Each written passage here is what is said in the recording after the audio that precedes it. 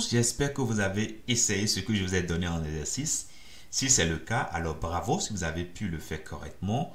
Vraiment, je vous dis bravo. Si vous n'avez pas été en mesure, c'est pas grave, nous allons corriger ça ensemble tout de suite. Alors, comment est-ce que nous allons faire les choses? Allez, permettez-moi tout simplement de copier toute cette partie-là, de couper s'il le faut, et de mettre ici app collection, tout simplement, et je ferme. Voilà.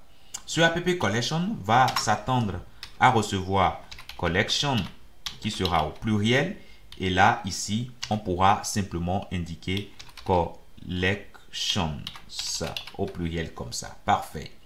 Maintenant, on peut directement aller au niveau de collection ici.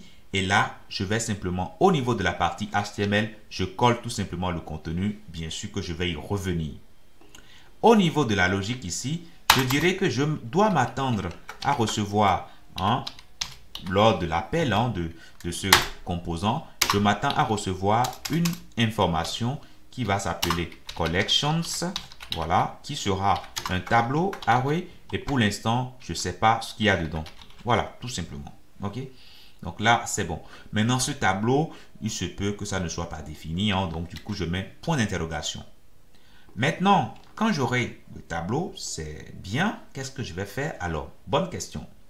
Si j'ai mon tableau, parfait, ça dit que je vais boucler dessus. Et pour chaque élément que j'ai dans mon tableau, je vais générer un élément call md-6. Donc, je peux, de ce fait, retirer ceci. OK? Je retire le deuxième, puisque j'en ai plus besoin. Et ce premier élément que j'ai ici, je vais le générer autant de fois que j'ai d'éléments à l'intérieur de mon élément, à l'intérieur de mon élément collections. Donc, je mettrai let's collections of collections. Voilà. Pour chaque collection, je vais pouvoir faire quelque chose. Alors, pour ma première collection, je dois afficher tout simplement l'image ici. OK? Donc, je retire tout ça. Là, j'enlève ça. Et je vais mettre ici collection.image URL. URL, tout simplement. Et là, je vais rapidement préciser que je veux le mettre dans SRC. Parfait. Je vais indiquer ici que je vais mettre tout simplement le title. Donc, je mets là point title. Et une fois que c'est fait, je tiens aussi à indiquer que c'est bien de mettre des points d'interrogation parce qu'il se peut que ces informations-là n'existent pas pour que cela ne plante pas votre programme. Donc, on mettra point d'interrogation avant de mettre le nom de la propriété qu'on veut récupérer. Et là, on dira qu'on veut récupérer quoi? La description. OK? La description. Après ça, on dira qu'on veut récupérer le test qu'il y a sur le bouton.